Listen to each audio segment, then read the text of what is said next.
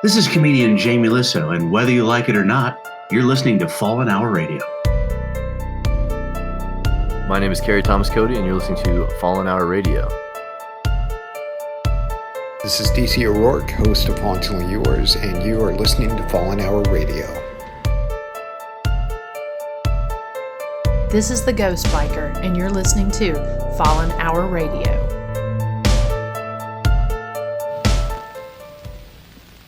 I am Werner von Braun. This motion picture was produced to enable you to experience more personally and vividly the most dramatic events of the Apollo 11 story. The pictures and sounds are real, recorded in real time, where the action really was. So, come with us. We are going to the moon.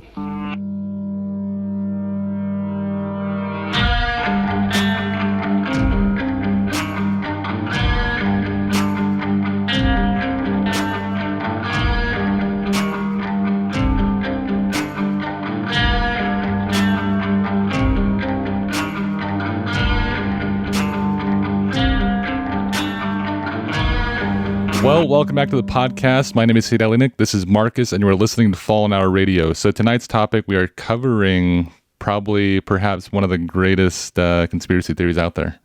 The moon theories? Right, the moon theories. Yeah. And we're going to go down the list. We got a couple callers on the line, as well as our correspondent, Jamie Lissow, waiting in the lobby for your questions. And if you guys are out there and you want to send in your questions, go to fallenhour.com. We also have some merch up there, and you can submit your questions through a form there or message us on Facebook. So I'm not going to have you trail on right now because I got some stuff I want to say too. So today yesterday we had so this would be on Tuesday, the May 17th, 2022, we had the Congress talk about UFOs in an open forum, with the public, and there a lot of things that they're saying was kind of corresponding with what's going to be happening with the media. So now that we're talking about UFOs on a podcast, we're talking about UFO sightings with the public, like other people listening to us and things, like now, openly.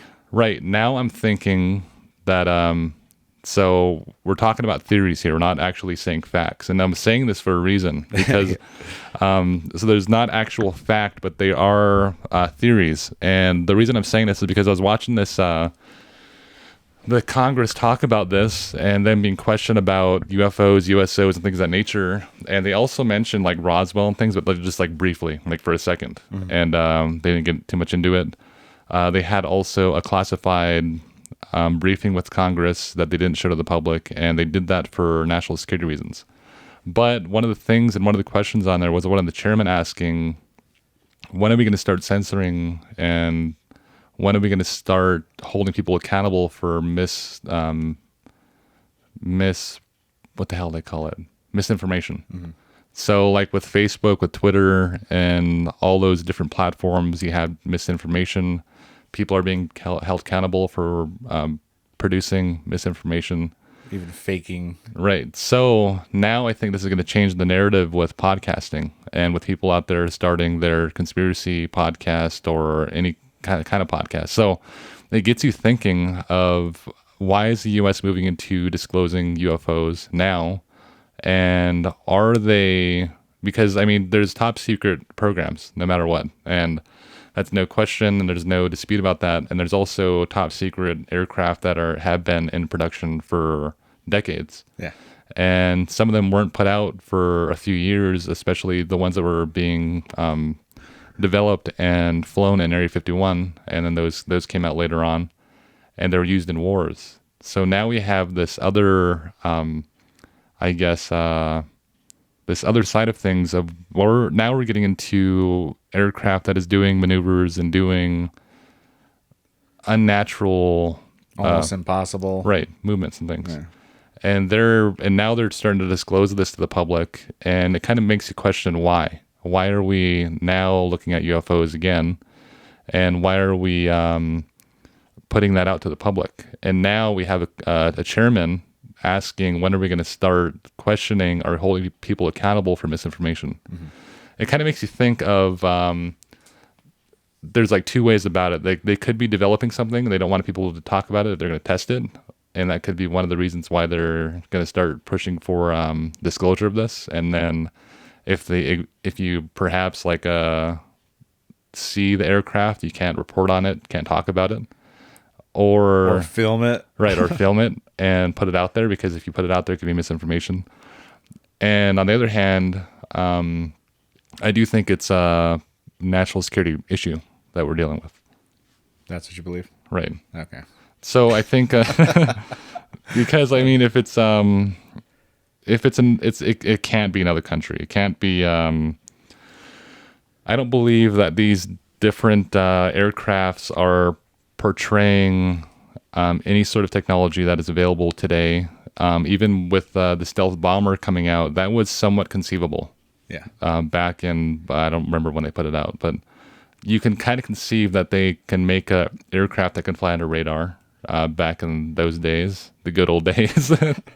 But now it's like we're getting into different propulsions and things of that nature. So why is it being mainstream? Things that have been talked about forever, it seems like. Right. Though. So one of the big topics on there was they made sure they mentioned destigmatization, or they're going to take away the stigma now of I guess the loony people out there who had conspiracy theories about it, right? Yeah. So now it's not a conspiracy. If you're starting a podcast about UFOs, it's not a conspiracy podcast anymore. No. It's a fact check, or a factual podcast talking about factual entities or aircraft. And one of the congressmen on there, he mentioned, like in his opening statements, was that they're not stigmatized anymore and they're real. So the U.S. government is acknowledging the UFOs as an actual tangible object. Yeah. Something that actually exists. Right. And not just for the loony people, as you said. Right. Right. So, because up until I don't know. Like they're making, man, I feel like they're dicks. You know what I mean? Why? Like they're basically making people seem like they're crazy. Right. For this so many entire years, time. for Finally decades. came out and you're like, you know what? They're out there. Right. So I mean, we talked about this before with Balbazar. We have other people who I think are crazy talking about abductions and it's things. like kind of hard to weed them out, though, I guess. Right. And that's one of the things that they mentioned on there too is, are we accepting reports from non-military personnel or non-military citizens? And I think he was kind of on the fence. He was saying we're mostly reviewing military interactions, and we are reviewing some of the I guess the public's videos and things. And the video they put up there was just stupid. the main video they were going over was just it was like, You can't say that. you know, they can't do that either. No, but the Horrible. I apologize for those words. Anyways, I just talk, okay, and this gets me in trouble so much in my life. But if the video that they put up there is, I mean, there's nothing to go off of. I'm sorry. Right? I'm losing it here. Right? Okay. Do I not get myself in trouble Okay, just by talking? I always do. It's stupid. And can't say stupid now. But the video that they had up there was just of a pilot in the cockpit. And it's like a 3-second video of him like panning to the right. And you just see like a little blip go.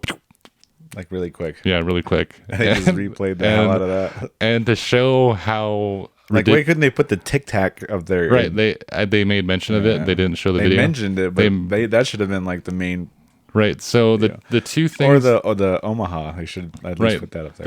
They put the Navy one up there. Okay. And now they said they had people looking into that and saying it was a drone or something, and they replicated that with That's technology. One crazy drone. Right.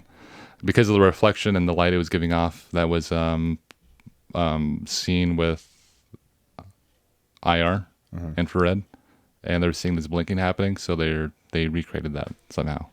You can recreate anything you want, though. Right. So we have the Congress talking about this UFO disclosures, UFOs, and the only two things they bring to the table is this really stupid video of where all you see is like a split second of it, and to show how It's not stupid. It's a phenomenon. right, and to show how ridiculous that piece of footage was. They were trying to pause it. They were trying in real time. Trying to catch it. They're trying to pause it in real time, and I was watching. Like, I had to like fast forward because I knew he wasn't going to get it. And I fast forwarded it, and they just didn't. They finally got it. Like later on, they like took it off, and then, anyways, they finally got it. It's like this little like silverish blip in the sky. Anyways, all they brought to Congress was that and the other one who they supposedly debunked, the one from the Navy. But they talked about the red orb they saw over, what was it, like a nuclear base? Right. Was it? Is that what it was? Yeah. Yeah, they brought that up at least, but I was hoping they'd really get into that. Right, but that's one of the things. things. They're asking about it. Right, and what it was. And the people that were being questioned said they didn't look into it, and it was the head of the UAP task force. Right. And they said it didn't really review it or anything, even though it's like a huge... Saying, like, nobody brought it to our attention, or right, we heard about it. If you guys don't know what that is, it was a UFO sighting or some sort of happening or incident that happened with a military base, and this red orb appears, and there's multiple people seeing it, military personnel, and it disarmed 10 of their nuclear warheads. Yeah, that's scary. Right, yeah, and they said, can that be if a they could drone? disarm them, they could probably launch them. Right. Yeah, you know what I mean? Scary. And you sent me a video of Jeremy Corbell sharing a warship or something firing. I don't know if that was figurative or if it's if they actually fired on somebody. That's what I was kind of thinking. I was right. like, I wonder if it was just figurative. Yeah. But so now that I got that out of the way, I just wanted to make my peace with that because I watched the whole thing today. 20 minutes. Right. I was watching that and I was like, man, this is it's interesting to see the U.S. talking about it. And openly, that's what. Right. Yeah. And you kind of wait for it. You're kind of waiting. Like, are they going to say aliens? Yeah. And then they do say aliens, and they say alien is a word they can use for anything, whether that's alien aircraft that's not native to the U.S. or illegal aliens or things of that nature. Is you can use it for anything. Anything that's not native to, I guess. You should have used extraterrestrial. They did use extraterrestrial, I mean, right? Rather than alien. Yeah. So there was one of the congressmen asking if this is extraterrestrial. Is it possible that it is, and things of that nature. And they get into this conversation. It's like, whoa! It's like it's weird seeing like all these officials right talking about that, and we're talking about it now. But I don't know why I air quoted officials. But that's what I'm saying though. Is I think we're going to see a big shift with. And we already are seeing a big shift with the way the news is portraying this. And I think we're going to see a shift now with the way podcasts are being produced about this and the way that people are presenting their evidence. Because now I'm just waiting for those really like the officials to actually walk up to the podium with their hair up like that and say aliens. Right. It's aliens. I don't know if we'll ever get to that point. I don't think.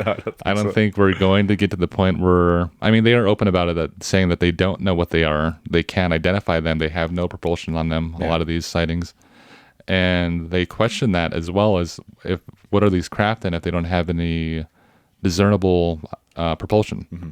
And one of the guys said that maybe they figured out a new technology to suppress that, maybe. Or either anti-gravity. Right. But it's still anti-gravity. Well, I know that, but you know what I mean. It's still in the science fiction realm.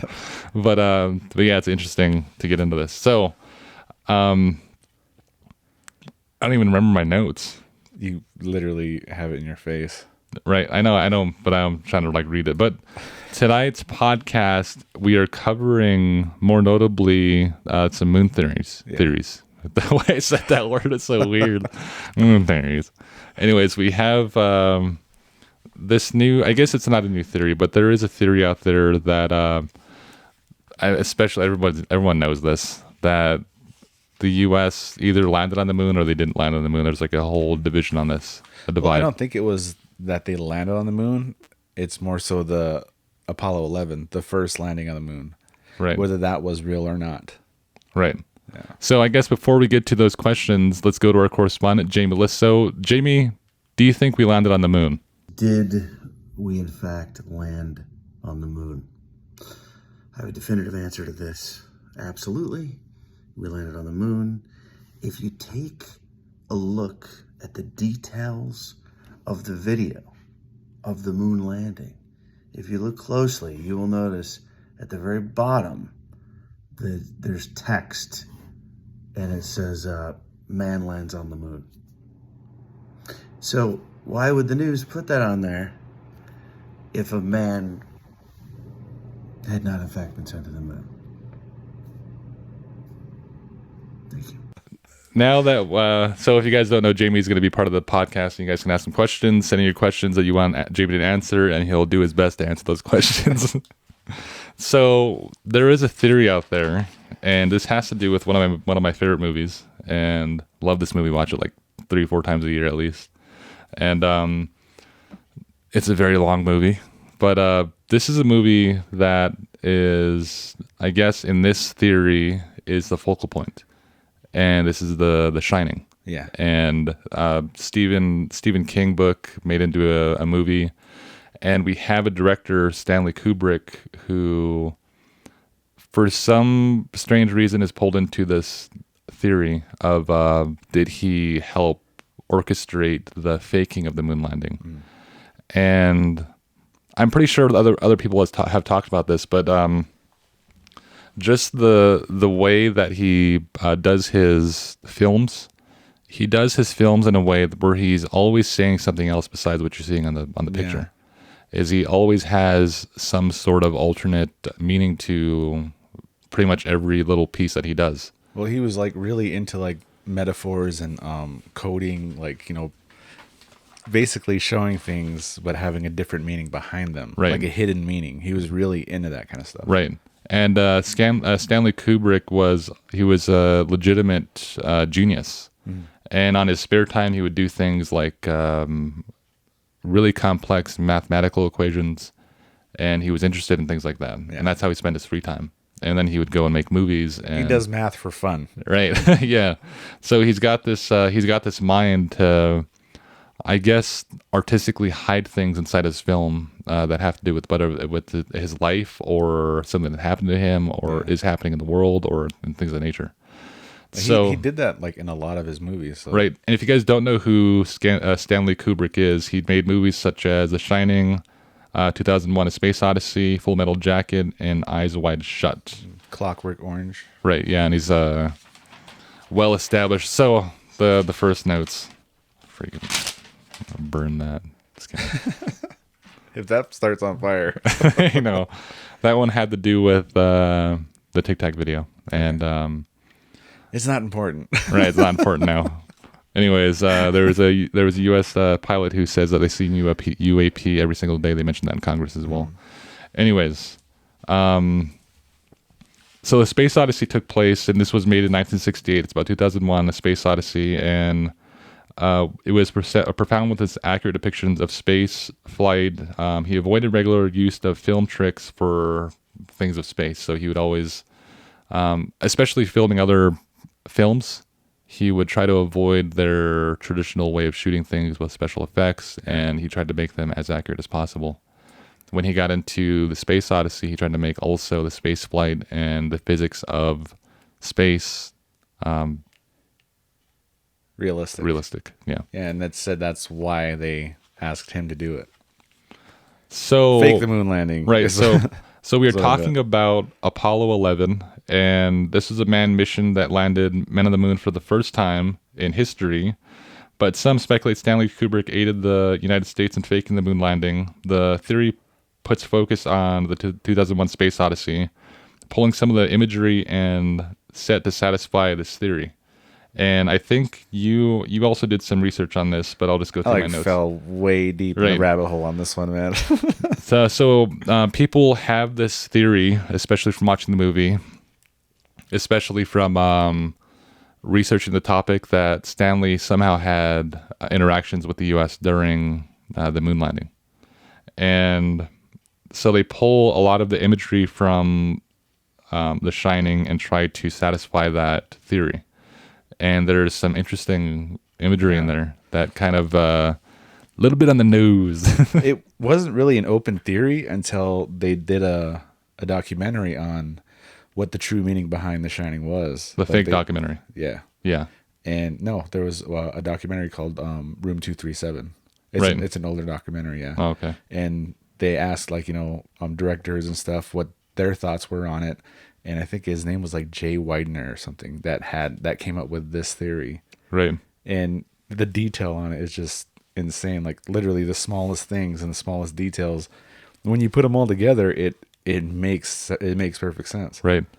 And there is a video out there of Stanley Kubrick admitting to this, but it was included into a documentary or a mockumentary. Yeah. And then he was a part of it and saying that he helped fake the moon landing, things of that nature.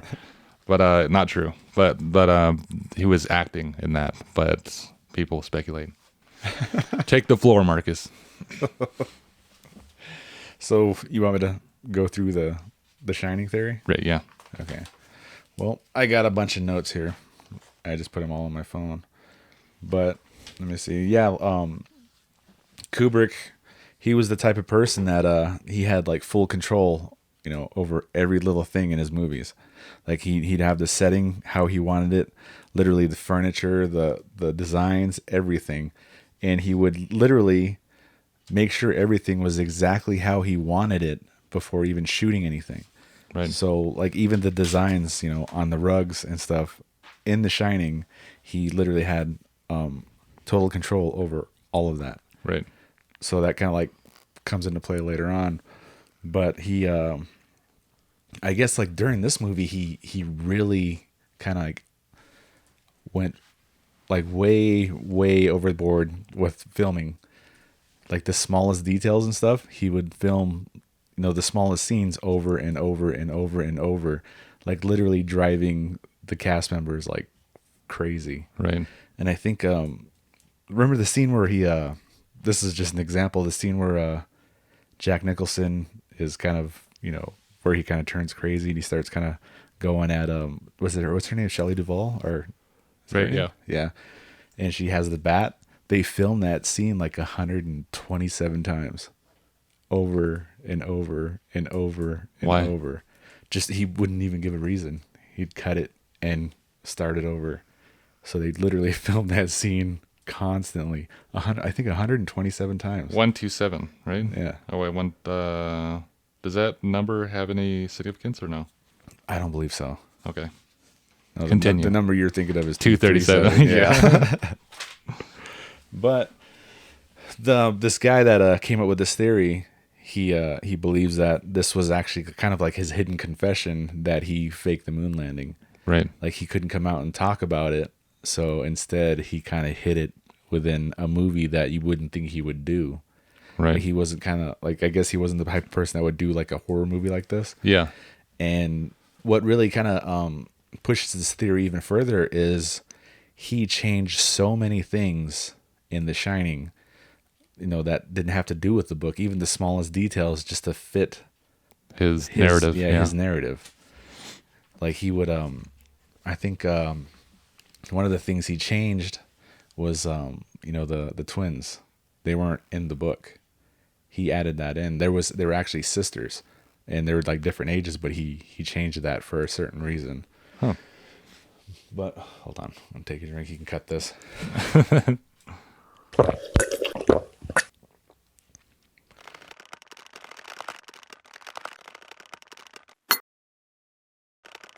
Like starting from the beginning of the movie, there's this scene where where Jack is interviewing for the caretaker position of the Overlook Hotel. Right. And in the scene, in the background on the windowsill, this is supposed to be like one of the hidden, messages, is an eagle on the windowsill. Right. And they're saying that the eagle basically represents the Interview. No, with the interaction with him in the U.S. Yeah. Interesting. Okay. The eagle actually represents the lunar lander, which was called the Eagle. Right. And within the actual shot, it's on the windowsill, and they're saying that like maybe basically sets the stage, and the eagle's on the stage. Right. And even on one of the other shots, like kind of the closer shots, you can see there's an American flag right there, which isn't uncommon, but if you kind of put it all together, it makes sense. And the guy interviewing him is supposed to be basically the manager of America. Right. So like the president of the United States, basically kind of coming to him saying, hey, you know, we want you to do this. So that's kind of like what that scene was supposed to represent, I guess. And later on, oh no, wait, hold on. The Overlook Hotel, before I kind of trail on, I guess the Overlook Hotel, like when I was kind of reading into this, they supposedly represented like America, I guess. So the Overlook is America. Right. And the way they kind of like say this is why it represents America is because he was telling them that the Overlook Hotel was basically built on Native American graves, which is like, you know, America. Interesting, yeah. And that kind of plays along with a different theory too, talking about like, you know, the Native American massacre and stuff. But this is the one that kind of goes really, really deep into detail is this theory. So he, after, you know, the interview and everything, and he, you know, goes to the hotel, you start to see all these different images that kind of represent, you know, the Apollo missions and stuff. Like you brought it up, the whole, what was it with the Tang? Oh, yeah. So inside of one of the scenes in The Shining, I think he's in the kitchen, right? Jack. And there is on the shelf Tang, which was heavily marketed towards young kids or young boys as being the spaceman's drink. Yeah. Like you drink this, you're out of this world, or you're an astronaut, or you can be. It's something cool tied to astronauts, which were like a huge thing, especially. This is a typical meal served to astronauts aboard Apollo space flights: oatmeal, sausage, toast, applesauce, and in a special zero-gravity pouch, Tang, the energy breakfast drink. Orange-flavored Tang with rich, natural flavor and more vitamin C than orange juice. Energy Tang for spacemen and Earth families. Yes, that's what they drank when they were, you know. Right. They just marketed different. Well, they said it was Tang, but they couldn't say that. Yeah. So it was an orange drink. Yeah. And then Tang took that on as Tang. Yeah. And they marketed towards kids. Yeah. But yeah, like I thought that was funny because I was like kind of like no way, you know. But like even like the smallest details like that, you know, when you kind of compile them, it starts making sense. So we have this this director who's directing this film, and we established like the groundwork that he hides things in the film, and likes to do so in a way that it's somewhat insignificant to the film, but has significance to his I guess narrative. This theory, and his narrative. So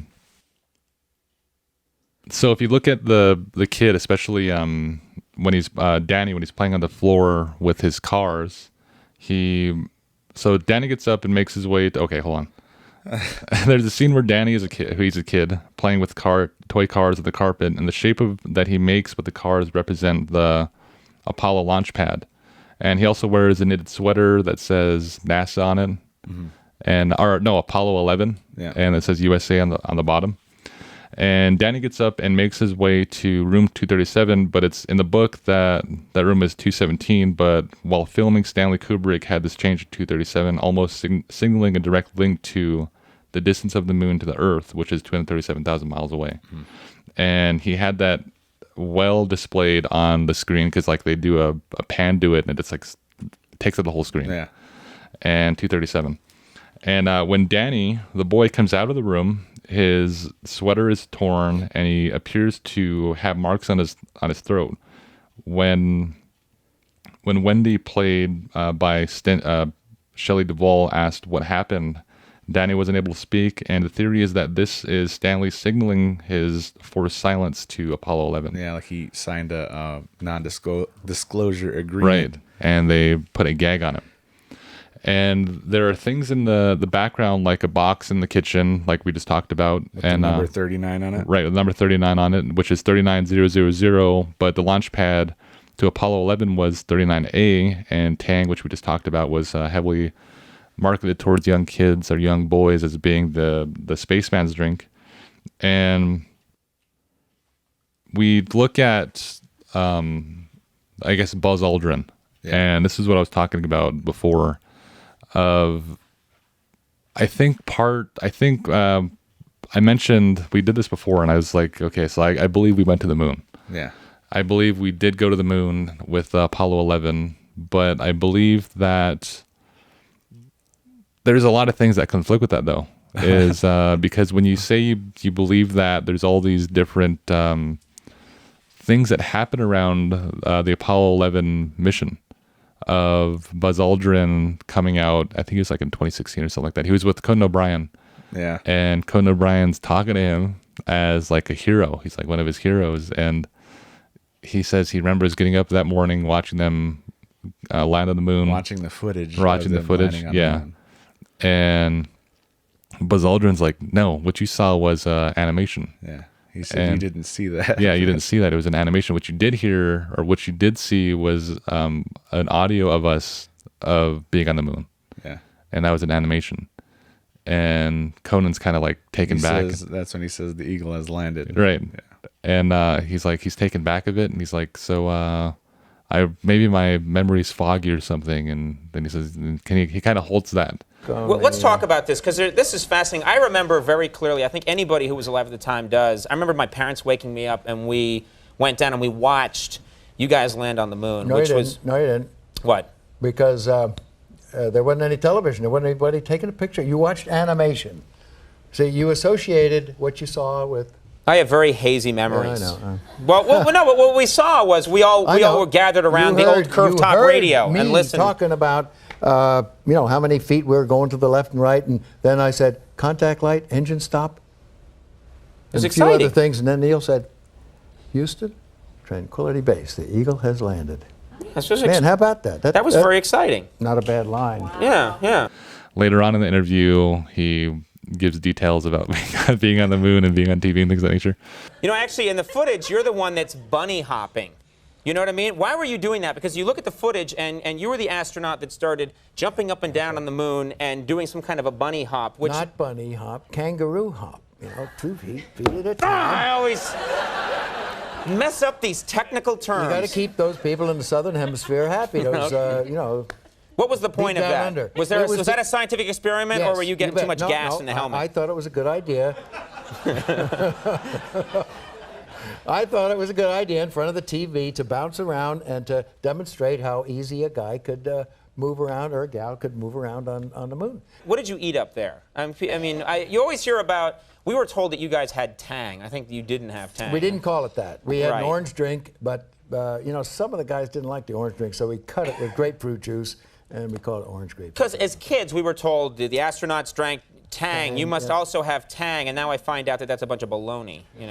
No, we had whatever went into Tang went into the orange drink. So, but okay. NASA gets a little sensitive about commercializing things, Coca-Cola.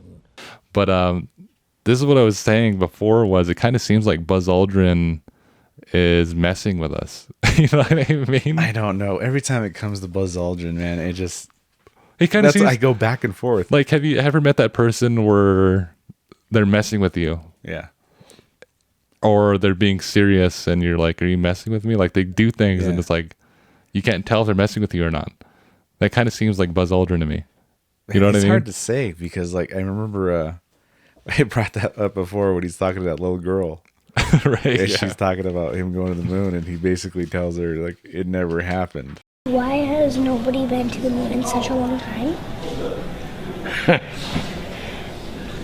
That's not an 8-year-old's question. That's my question. I want to know, but I think I know. Because we didn't go there, and that's the way it happened. And if it didn't happen, it's nice to know why it didn't happen, so in the future, if we want to keep doing something, we need to know why something stopped in the past that we wanted to keep it going. But I think I know. Because we didn't. Also, another note down. You can buy these notes on fallenhour.com, by the way. But yeah, like even Wheezy said, maybe he just has dementia, because he is pretty old. It's a possibility. I mean, I don't know. But every now and then, like, you see him, like, even when they're talking about the moon and he's standing in the background talking about going to the moon and this and that, and he's just sitting there and you see his face. He kind of looks, he's like kind of shaking his head, kind of, like almost like he's listening to them lie, and it's starting to bug him. Yeah. Like, I'm not saying that I believe that we didn't go to the moon and they faked the moon landing and all that, the first moon landing. Right. Because if they were to fake, the moon landing, it would have been that one. Because, like, this was the time of the space race and all of that, and during the Cold War, and they were trying to basically beat Russia to the moon. Right. Or everybody. What's stupid? As we did a podcast about this a while back, and we mentioned the moon landing, and there was a photo inside of the newspaper that was supposedly from the moon landing. Yeah. And it's a guy like kind of shaped like this. It's like one of the most famous images, right? Yeah. And they put it side by side with a training photo from NASA NASA had mock-ups of the moon. Yeah. And they had little stages and things of nature to simulate the moon so they can go and practice being on the moon. And there's an image of this astronaut, and he's kind of like in a sitting position, and he's floating. And they put that in the paper saying there's a photo from our moon landing. And people put it side by side with the training footage or the training photo and the photo that was put in the newspaper. It's the same totally photo. Same thing. You know what's stupid? Is I have that photo on my fridge. The other day I was going to get something out of the fridge, and I go to grab the handle. I look up and I see that. I was like, there it is. What the hell? It's in my house. Isn't that the photo, like literally the same photo they used for MTV? Yeah, it's the same thing. Like, yeah. That's the photo that was doctored, and this is one of the main bullet points for conspiracy theorists about the moon landing is that photo.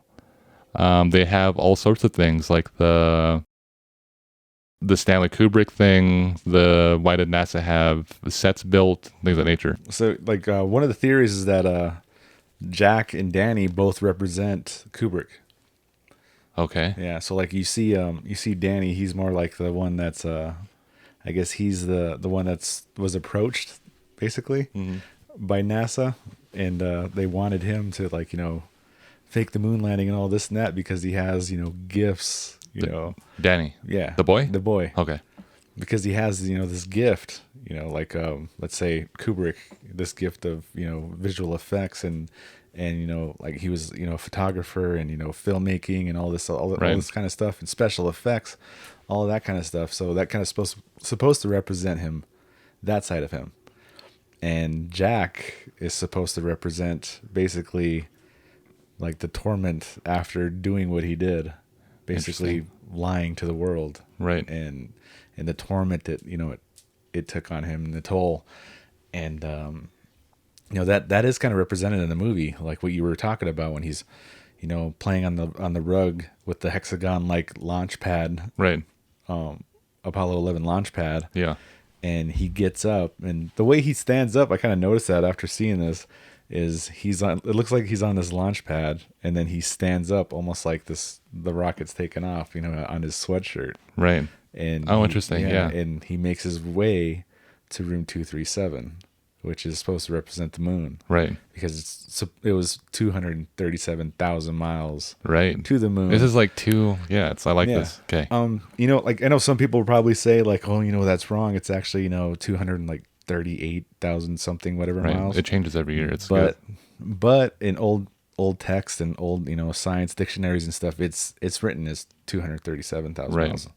So it's still, still spot on. Right. And, he goes to the moon basically to room 237, and something happens and he comes out and he's just, basically disheveled. He can't talk. Right. He can't talk about it. He can't talk about what happened in 237. He can't talk to his mom. He can't talk to anybody. And that's supposed to represent that, I guess. But, the scene where he goes to the bar? Yeah. Yeah. I love that scene. Yeah. Where he meets the bartender. Yeah. Now this I love it so much more because they covered it in Bob's Burgers. Yeah. Now this is where it kind of takes like a darker turn because it's almost like it represents him kind of selling his soul. Interesting. Okay. You know, he sits down at the bar and he says, you know, man, I'd sell my soul for a drink right now. Right. And the bartender just shows up. He's standing right there. Yeah. And the way he looks, it's almost devilish, like, you know, the lighting, the dark lighting, the red, you know, the red clothes he has on. Right. And just the way he looks, it looks almost like kind of sinister. Mm-hmm. And basically him giving him the drink and him taking the drink from supposedly the real manager of the Overlook Hotel, which is supposed to represent the president, America. Right. Yeah. So who's the real, you know, manager of the Overlook Hotel? So that's supposed to be like him basically selling his soul for this. Right. And he takes the drink, and that's when he starts kind of descending in the movie and starts going, you know, kind of losing his mind and going crazy. And, you know, after Danny, you know, comes out of room 237 and he goes to find out, you know, what the hell happened in there. And that's where he meets like the creepiest part of the movie is the lady in the bathtub. Yeah. Man, that used to just bother the hell out still of me. It bothers just me. creeps me out, man. I mean, this movie isn't like look at the bathroom. I know. It's like it's not like really scary or jumpy scary. It's highly unsettling. Right. It is. Yeah. It gives you that creepy feeling. Yeah. And that woman just, oh my God, just totally. I'm trying to blows like that out think of back water. about the movie too now as like these different images and things that they show, and it's kind of hard to decipher what he put in, what he took out. Yeah.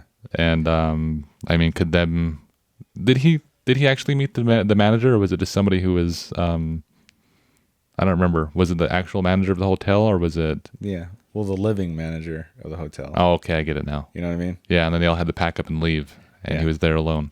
Okay, Yeah. I get it now. Okay. Now, this is really interesting, actually. This part of the whole theory is the woman that plays the old lady. Her name is Billy Gibson. Okay. And this is the only movie she's ever been in. She's not an actress or anything like that. She's never been in anything but this movie. And what's strange about that is the name Billy Gibson. There's another person on, you know, you can find him. His name is Bill Gibson. And he's the one that did the documentary of the moon landing. I think it's called like Footprints on the Moon or something like that. I can't remember. Right. Yeah. Yeah, I think it is. Hold on, let me find what it's On an actual real documentary. Yeah, it's a real documentary about the moon landing. Mm-hmm.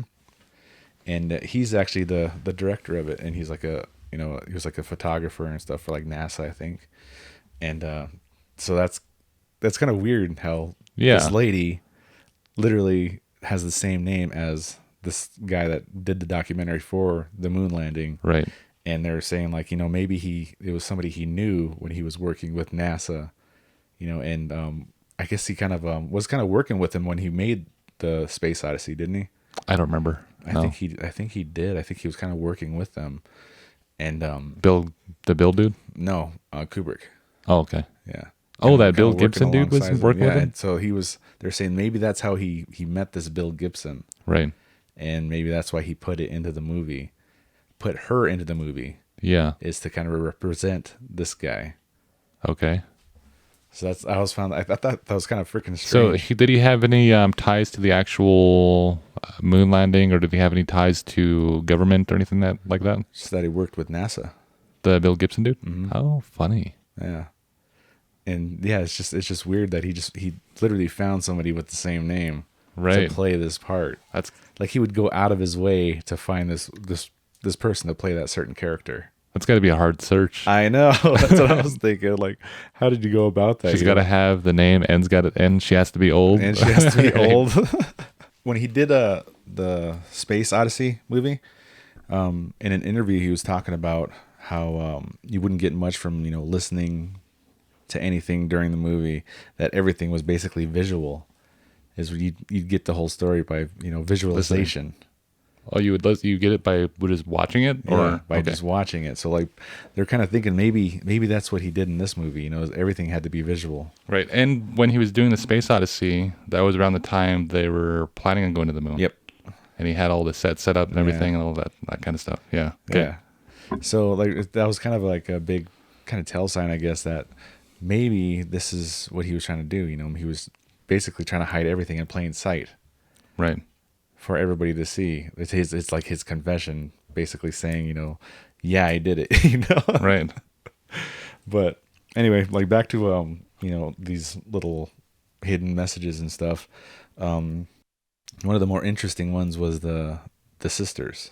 Right. The twins. In the book, there was actually two sisters that were different ages, you know, and they were there, you know, before him. You know, they're the old caretaker's daughters that went, you know, off the rails and lost his mind and, you know, killed his family and killed them. And in his version, he changed it to twins. And this is like one of the small, you know, little details that he changed that kind of, I guess, annoyed Stephen King, right. because he changed so many things, even like the most minor things. And he wouldn't tell anybody why. He just did it, you know. And even the Stephen King gave him, you know, notes and everything of what he wanted in the movie and everything like that. And he didn't disregarded. He didn't listen to anything. He just did what he wanted to do. Disregarded. So it's like he took on this movie just so he can basically make his confession. So that's what the theory is. That's kind of selfish. Yeah, I know. Like, and this is one of the things is these twins. You know, basically the twins represent Gemini, which is the star sign. You know, it's, you know, twins is a star sign, and that was the predecessor to Jack being the first caretaker there before he came in. Just like NASA, the Apollo represents Jack and Danny, and the predecessor was the Gemini. Oh, funny. You know okay. I mean? Yeah. So that's how that kind of ties together. And like maybe that's why he made the twins his predecessors rather than making them sisters. Right. To represent Gemini. Okay, I like that one. Yeah, I thought that one was really cool. And when they're filming the Space Odyssey, they used a lot of backlighting in that movie. Yeah.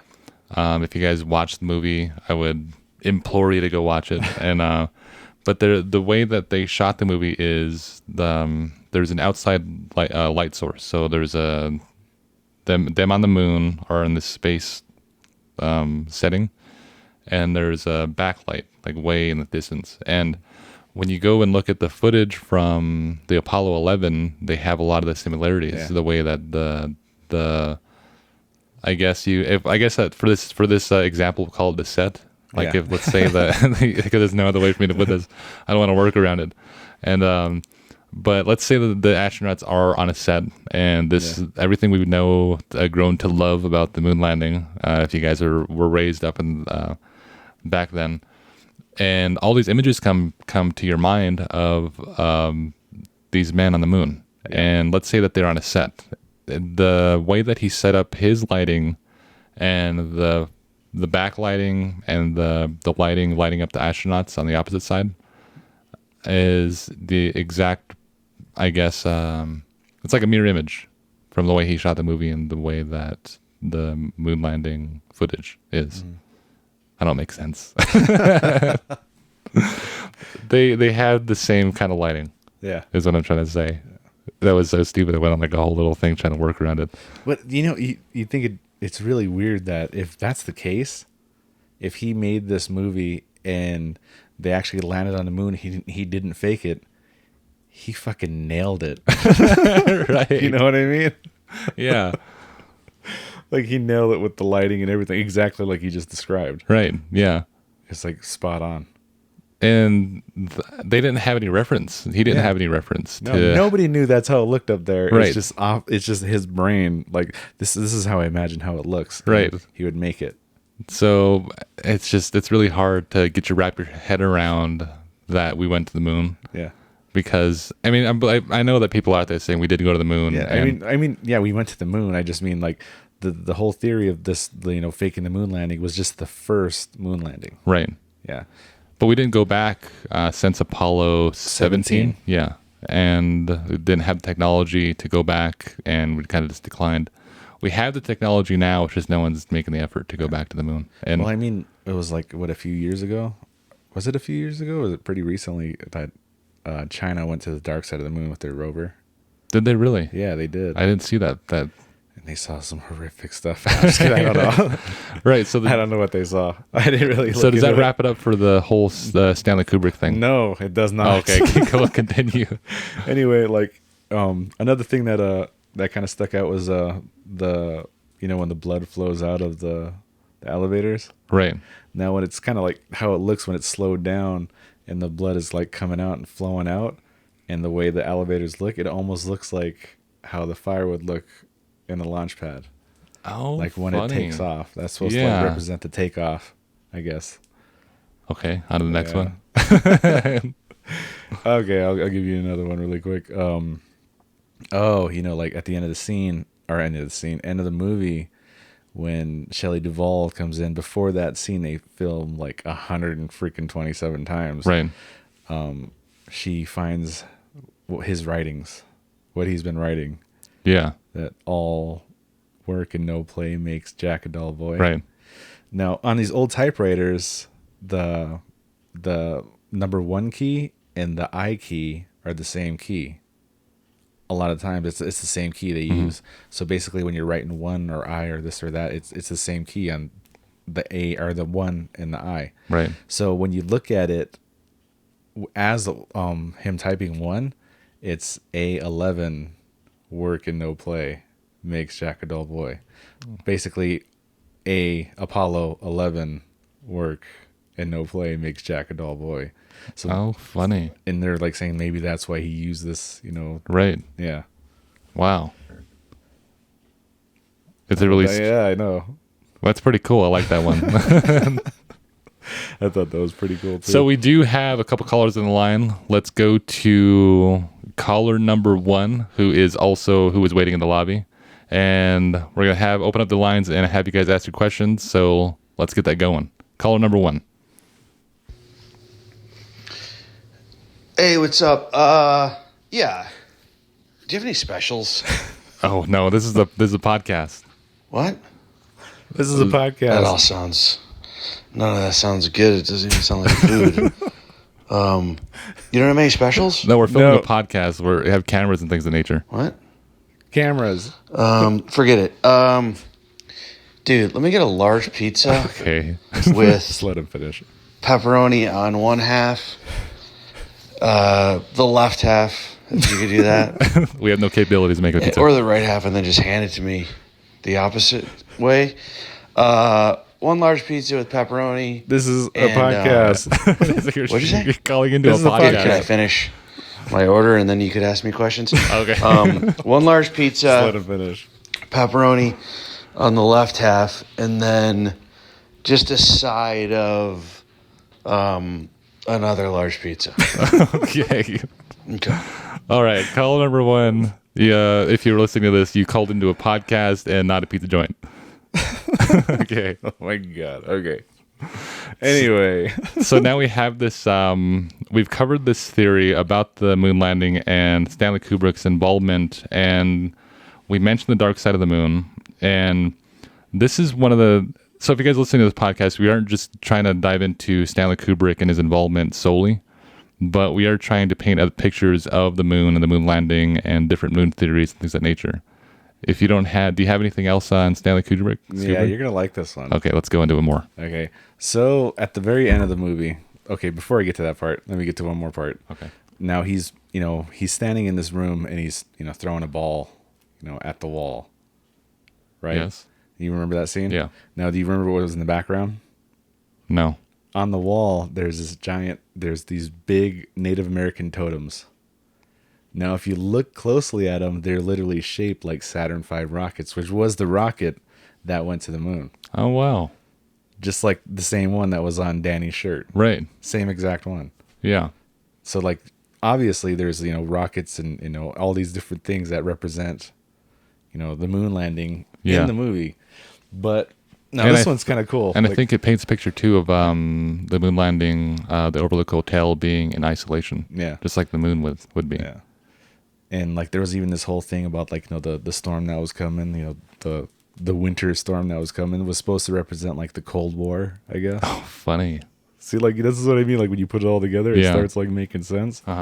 But like I think this is like one of the coolest ones, and there was no reason for this in the movie. At the very end, it's the one that always racked my brain. I was like, what did that even fucking mean? Right. Is when he's frozen? No. I completely forgot about that when his eyes are all. That one gets me every time. I watched the whole movie. I'm totally into it. Love the storyline. Gets to the end, he's freaking he's just frozen. He's looking straight up. Yeah. The goofiest face. That always makes me laugh.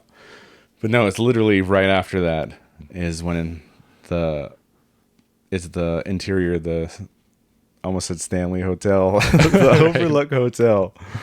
And it's that old picture, that 1921 picture of those partygoers. Yeah, and he's in there. And he's standing in there in the front of the picture. Yeah. In front of all of them. Now he had no reason to put this in the movie, and actually he wasn't. That's a real photo, except it was airbrushed in. Right. He literally airbrushed Jack Nicholson into that picture. Mm-hmm. And the interesting thing about this picture is the way he's posed. He's literally posed like Baphomet. Oh, funny. One hand, you know, the most notable, you know, illustration of Baphomet was, you know, one hand pointing up toward the moon and his other hand pointing toward the moon. Right. Now, if you look at that picture, he's literally posing the exact same way. Wow. Yeah, that one I was like fucking mind blown. Right. So I didn't know why they put that in the movie either. Yeah, I was like, man, what the hell does that mean? You know, it's like, was he always there? Like, I always racked my brain. Right. That part always like messed with my head every time I watched that movie. Does that image, that photo, that has nothing to do with the movie at all? Mm-mm. It has nothing in my to do head. with It was like he was the he was the caretaker, right? The caretaker for all these years. He was the one that he was the dead since 1921, right? Yeah, he was the dead caretaker or some sort of. That was like my takeaway from it. But that just doesn't make sense. I mean, even if you watch Dr. Sleep, it's one of my all-time favorite movies. Right. That picture just doesn't make sense. He put that in there on purpose just to say, you know, here's for you conspiracy theorists out there, you know. Like, yeah. It's like he purposely made this stuff like basically tangible for all the conspiracy theorists out there. Yeah, it's like, why would you include Apollo 11 in a horror movie? Why would you include basically like he just took this movie so he can just mess with it, right, and make it for himself. And I think that it paints a picture too. I think it fits the whole theory of, you have the author Stephen King. Yeah. You have a director who's Stanley Kubrick, and he's trying to mess and alter with the film. You have the author going in there and saying, I don't want it to be this way. I want it. He does not listen to he doesn't listen at to all. He's like hell bent on trying to make the film his way, but he isn't changing too much that would I get it from Stephen King's standpoint, because Stephen King is meticulous with his details. So was he. Right. Like if you read his books, he describes the smells and the ambiance and things of that nature. And Stanley Kubrick goes in there and he's also detailed. Mostly visual. Right. Everything is visual. And I see how if you're the author and you have all these details, fine details of how if you alter certain things, it can mess with the whole feeling he's trying to give off. Yeah. But he isn't altering them, I guess, too much out of the scope. But he is making some big changes with minor details, which can, I guess, irritate Stephen King. Like he always had hidden messages and stuff, like in his movies, like A Clockwork Orange. There was like Illuminati like symbols and stuff like that. Right. Basically, kind of. Which I'm hesitant to go into that topic. And we probably should though. Yeah, I know. Okay, let me just get to this little part because it has to do with that. Right. Like secret societies and stuff is the last movie he made. Yeah. Basically, the last movie he made was Eyes Wide Shut. Right. And that was about like secret societies. Was that the one with like Tom Cruise? Yeah. Interesting. That was Tom his last Cruise, movie. Yeah. Now he made this movie about that, and the theory was that he was trying to expose those, dark things like that. And 4 days after, he finished this movie, he died. Wow. Yeah, he died literally right after. So that kind of like sparked all these conspiracy theorists, like, oh my God, they killed him, Right. So like, that just, if you're a conspiracy theorist, that is strange. Yeah, it is strange. Especially when it comes to like Illuminati and stuff like that.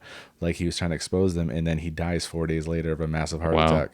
And not only that, you're going to like this part. He died 666 days before the millennia. Wow. Weird. So it's just freaking insane. I was like, if that's not, Right. It's just weird. It is. It's like crazy coincidences. There's too many coincidences. If it's a coincidence. Yeah, there's too many just coincidences. Like The Shining, that all can't be a coincidence. I don't think so. Like there is too much in that movie for it to be a coincidence.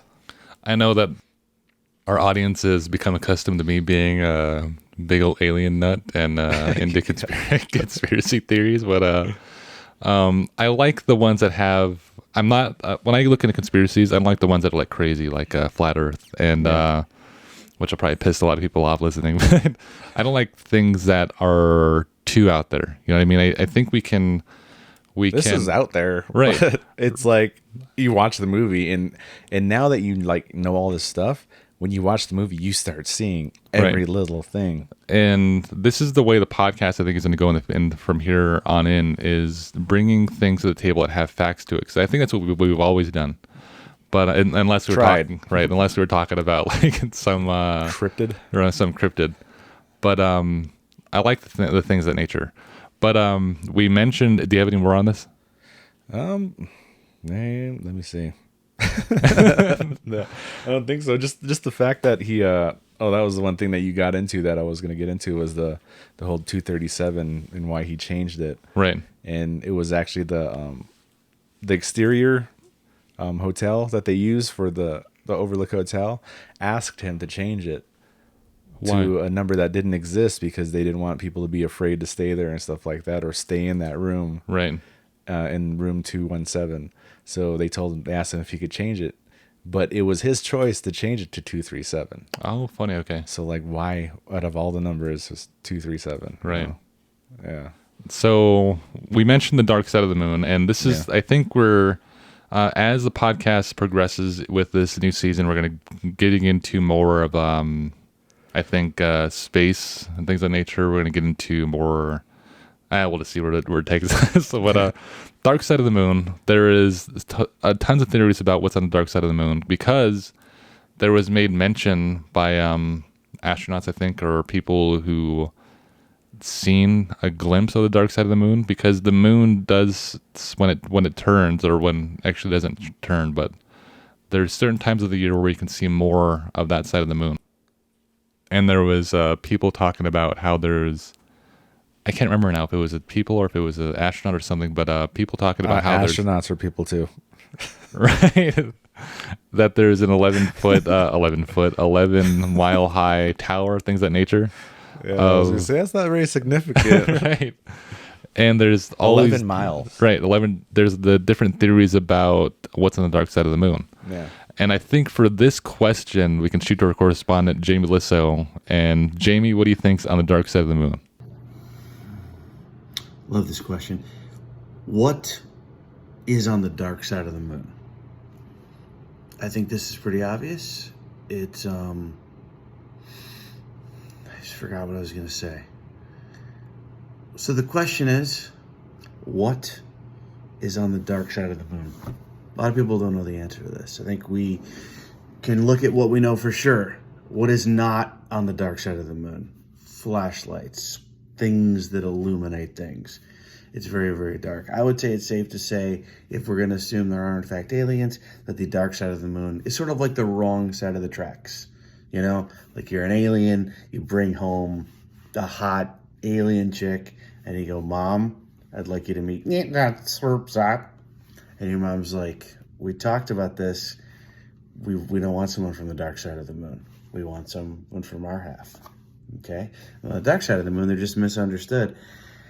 I would not be surprised, however, if we went over on the dark side of the moon, they turned some lights on, and it was just Fairbanks, Alaska, the city I live in, because it's basically where I live. It's basically the dark side of the moon, essentially. But in all actuality, what do I think is on the dark side of the moon? Alien life forms. I would say primarily grays, because they would be camouflaged on the dark side of the moon. Hope for an hour a day, if you live on the dark side, you get at least some rec time on the bright side of the moon. Like when you're in jail, you get to remind you, hey, that's what the sun looks like. You think if these aliens are so smart, they'd be able to hang up some sort of light fixtures and the whole moon would be lit up, but maybe they don't have Home Depot. The picture of it's possible that it's just like the wrong side of the tracks, wrong side of town. All right, so we're gonna go to one more caller, and then we should wrap it up after that. Right. So one more caller. You are on the line with Fallen Hour Radio. What is your question? Hey, what's up, guys? Can I get a number 4 and also a number 7? You're on a podcast right now. Is it cheaper to just get a number 11? We're on a Fallen Hour Radio. Forget it. Give me a 4 and a 7. And I don't think. What do you guys want? What do you? I just realized I'm alone. He doesn't realize you don't realize you're on the podcast. Just give me a. I don't think he's listening. Let me just get a burger and a large order of fries. We don't have fries. Large Diet Coke. We don't have Coke either. And if you don't have Diet Coke, just extra fries is good. Yeah. And could you deliver that? You're literally on a podcast. I'm sorry, what did you say? You're on Fallen Hour Radio. There's a podcast. Yeah. Could you deliver that? We don't do delivery. You know what? I'll just pick it up. Where are you guys located? Spotify. You know, it doesn't matter. I'll find you. Okay. See you in a minute. Well, thank you very much to our callers this evening. And it's the same guy. It has to be the same guy. We usually have we're gonna set up a screener. So next time we'll have a screener on. We can weed out the crazies and the high ones. Actually, we could take the high ones, but there was another theory about the moon being hollow, and this is the one I wanted to cover very quickly. Scientists decided to put a seismometer. It's a really hard seismometer, whatever, on the seismometer on the moon while the astronauts were leaving the moon to come back to Earth. They decided to separate the lower. What is between this thing? Stop reading. So they decided to separate the second half of their shuttle, which is the one that takes them to landing to land, right? Yeah. So they decided. So they had the seismometer on the moon, and they're able to. It's like how they measure earthquakes on Earth. Yeah, they're able to. They're trying to measure moonquakes. Right, moonquakes, and it's a funny word to say, moonquake. Anyways. They have this technology on the moon. They decide on takeoff. So while this is happening, there is an astronaut who's circling the moon, right? Orbiting. And this is one of the things. I'll get into this really quickly. Is why people say that they don't believe that these astronauts went to the moon. Is this astronaut that's in orbit, circling the moon, and they asked him when they come back to Earth, how are the stars? Did you see any stars up there? How did they look to you? And he says, I didn't see any stars. And he's the one circling the moon, and he's in orbit. Yeah. He is, I guess, monitoring and making sure that in different scenarios he's able to pick the astronauts up. And he comes back to Earth saying, I didn't see any stars. Later, doesn't recall seeing any stars. And this is maybe the first thing I'd look for. Right. And this is immediately from coming from the moon onto Earth. They say they went into isolation, or what's the word I'm looking for? Quarantine. Yeah. Because for they like 2 weeks. Right. They didn't know what they would bring back, whatever. And after 2 weeks, they go to the press, and the press asks him, "Do you see any stars?" He says, "I didn't remember seeing any stars." And he's in space, right? Yeah. Years later, he writes a book and detailing his trips to the moon and the whole thing, moon landing, all that stuff. And he explains how miraculous and how beautiful the stars were. Right? So people are like, okay, so we have this footage of you saying you didn't see any stars. Some years later, you put out a book and talking about how amazing the stars were. Right? Yeah. He contradict himself. Right. So back to this seismometer is when they detached this part of the space shuttle, it crashed into. They literally did a controlled crash. Right, a controlled crash, and this thing was going hundreds, if not a couple thousand miles an hour, something like that, some crazy number. Because I remember reading that number, I was like, "Geez, it was going fast." Right, it was going very fast, and they're taken off out of orbit from the moon, and this thing hits the moon so hard that it sends a ringing almost. Yeah, the moon actually rang like they described it as ringing like a bell. Right, and not just a little while. It rang for like several hours. Yeah, and every time they did this, it rang for like at least 7 hours. Yeah, 7-8 hours. And because the way that they're able to calculate this or to figure out that the moon is ringing is that when they were getting the readings on their data coming in from the moon, is it was coming in pulses. Yeah. So there would be, let's say it would be like an earthquake. There would be a pulse, and then there'd be silence, and then another pulse, and that was happening after they hit the moon. And they then figured out that this kind of seems like it's ringing, like if you drop a droplet of water into a cup full of water, you see these like ripples. And that's kind of the effect that was happening with the moon being hit with that piece of aircraft. It was almost like it was setting out ripples of noise throughout the moon. And people are speculating now, is the moon hollow? Is it full of water? And things of that nature. Or even like almost like a Death Star scenario. Right. They're saying like, is it a craft? Or there was theories that it was dragged here and placed here to monitor Earth. That's one of the theories. I don't like that one. But like I was like, no way, because it was towed on a comet, they said. So no way. Also another one I want to cover. That's insane. That's a crazy theory. Is Oumuamua. I want to get into that. Okay. You know what that is? No. This is the massive rock that came through Earth like a couple years ago. Okay. It came through Earth. It came through our solar system. Yeah. And they're tracking it, and they said it looks like some sort of ship. Mm-hmm. Because of how they call it a cigar. Yeah. Remember that? Yeah. Okay. No. So that's a Oumuamua. Anyways, I want to cover that one and get into that. Okay. So if you guys are satisfied with today's podcast, make sure you go to facebook.com/fallen hour. Leave us a review. Do you have another? That's a new one. Do you have another question for Jamie? Oh yeah, we got another question. So this question is, what is the moon made of? And this is a question I'm sure you guys asked your kids. This is a big question with kids in school. And what's the moon made of? So Jamie, take it away. Okay, we got another question coming in. What is the moon made of? Okay, this one's a little bit tougher. I don't want to get too into the woods or too technical, but it's made of like moon rubble rocks. Moon rocks. I'm sure you've heard of moon rocks. A lot of moon rocks there. The reason they got their name moon rock is because they started off as a moon, and then things fell off of it, creating moon rocks. So obviously, the moon is in fact made of moon rocks, depending on what type of moon you're looking for.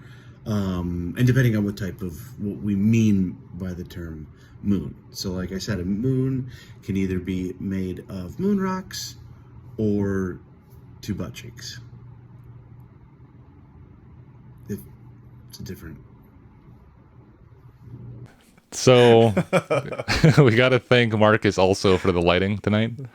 And if you guys are watching on Facebook wondering what's happening, it's just lit up by the candle. Just kidding.